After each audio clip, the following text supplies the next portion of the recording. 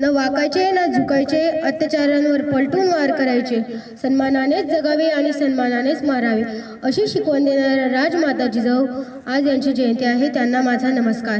आणि ज्यांनी मला आपल्यासमोर 2 शब्द बोलण्याची संधी दिली आहे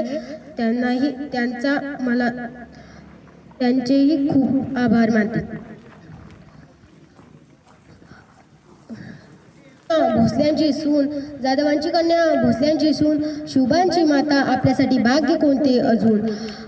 हिंदवी स्वराज्याची पताका अभिमानानेच डोलते, लक्ष देऊ नये का मी जिजामातेविषयी बोलते.